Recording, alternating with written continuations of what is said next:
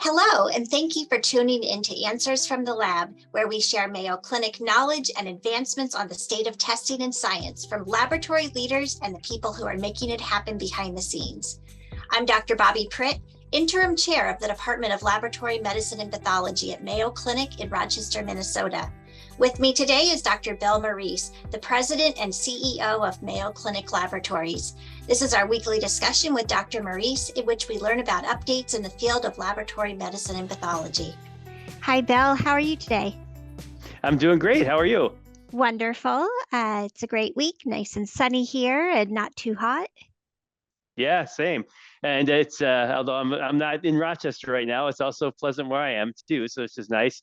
And I had fun watching the Olympics last couple of weeks, but it made me think of many of our conversations with the Noel Lyles and the COVID positivity, and so it's just I was wondering what's going on. I know the case rate is up, but what's new in the world of pathogens and infections? And infections, well, there's always new things, Bill, in the world of pathogens and infections. Let's start with COVID. First of all, there's still some summer cases, and test positivity is up. It was 16.4% positivity for tests for which we have data last week. Now it's up to 17.6% positivity. And there's slight increases in ED visits, hospitalizations, even deaths. It's still relatively low, but I guess the message here is don't let COVID ruin your summer plans. If you're traveling, especially if you're traveling long distances, international flights come to mind. I've had a lot of people tell me that they got hit with COVID on their big vacation trip. Yeah, I've heard the same. So, and it's just the things we talked about in terms of just being careful, wearing mask. And particularly one of the things that I've seen is people feeling not well, but I'm still going to work. I'm still doing, just think back to some of those things. So it is going around, and there are still people getting seriously ill. Thankfully, not nearly as many, but it's something to be aware of, and because the case rates are certainly going up and the test positivity. Yeah, I've been seeing a few of those trends, Bill. I've still seen a few people saying, "Oh, I felt okay, and I don't feel great, but I wanted to come in." So there's still some people coming in when they don't feel well. But I've also reassuringly seen more people say, "Oh, I'm working from home today," or "I'm wearing a mask today because I just have a little bit of ickiness, a little bit of a sore throat." I have had some people say, "Oh, I tested negative and it's not COVID, so I'm in." But I think the bottom line that all of us should be giving our colleagues and our reports is don't come in at all. If you could help it, even if you don't think it's COVID. And that kind of gets to my next topic. There's still this kind of lingering concern about what's going on with bird flu.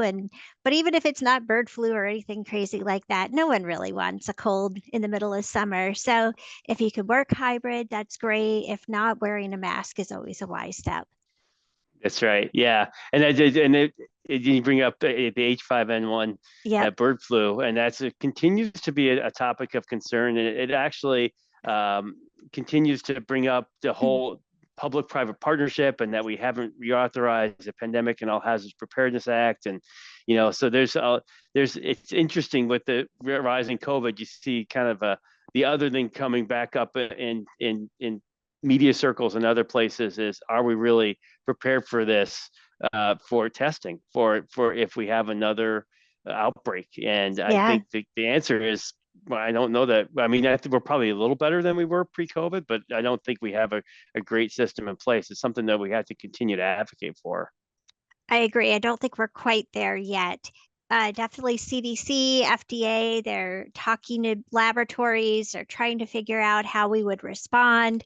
There's been some requests for proposals and some funding available. H5N1 particularly, but also pandemic preparedness. And just a quick reminder for everyone who's listening, there's this increasing infection of mammals. And it was March of just this past year where dairy cattle got added into the mix, and that was kind of unusual. Thankfully, the human cases have still been low, but the CDC does recommend anyone that has symptoms of an influenza-like illness, especially if you're COVID negative, especially if you've had any contact with dairy cattle, state fairs come to mind, then testing specifically for influenza is recommended. Most of the influenza PCRs on the market can detect, even though they wouldn't differentiate H5N1. And if you get an influenza positive at this time of the year, then additional testing would be recommended specifically for H5N1. Yeah. Stuff is always happening out there with these little critters, these little bugs. Another one that I got asked about, which was interesting to me, was dengue fever or dengue. Yes, dengue. Yeah, I mean, there's a viral arbovirus, arthropod-borne or arbo, transmitted by mosquitoes, mostly the Aedes aegypti and albopictus. That's a concerning one because we know that mosquitoes are expanding their range with climate change. They love all this hot weather and all of the storms and the rain. And we've had dengue in the US before. We have great mosquito control measures and a good public health system, but it could certainly expand. And it raises the question of how are we going to deal with that in our changing world? That's right. Yeah, it came up, and I think I mentioned in the spring when I was in Brazil, they were really dealing with a significant outbreak, which was overwhelming hospitals with dengue. Mm-hmm. And I think it's something that we just have to be more aware of as with climate change. We're going to see more and more of these, of what we think of as, quote, tropical diseases, actually things that we have to now think about testing for and being aware of.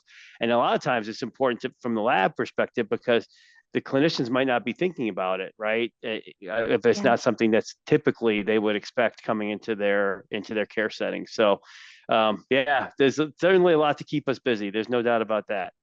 Yeah, and not to overwhelm everyone and make them worry about going anywhere or eating anything, but we also have outbreaks of listeria and cyclospora. And cyclospora is really interesting because most of that is coming from imported produce. Green leafy greens, raspberries had been implicated in the past. And so it just shows that we're a global society. We're going to have imported pathogens. We're going to have movement of vectors into different areas and then expanding ranges. And so it's really going to show the importance of testing for both just public health and surveillance, but also individual patient care. Yep, absolutely. So it's a good thing we're here. It's a good thing we're here, and we just have to stay vocal and stay vigilant and making sure that people are aware of these things and that they know when to get tested and that we have the tests available for them to make the proper diagnosis. So. And also important for us as laboratory leaders to stay updated on what the new recommendations are. And it can be challenging when you have new recommendations coming out from the CDC. I subscribe to CDC alerts. Listening to this podcast, I suppose, could be helpful in finding out what recommendations are and what's circulating. But I think all of us just need to stay up on our area because we do have these changes in society, and with climate change, global pathogens moving around the world, I think we need to just stay tuned as to what's coming into our areas. That's right. Not to mention back to school. That's right. We didn't even get to that yet. Which will be coming up too. So, well, it's great to catch up. That's for sure. Yeah, absolutely, Val. Well, good talking to you as always, and I'll look forward to our chat next week. Sounds great. Thank you so much for tuning in to Answers from the Lab. Be sure to subscribe to this podcast and don't forget to tune in every Thursday and every other Tuesday.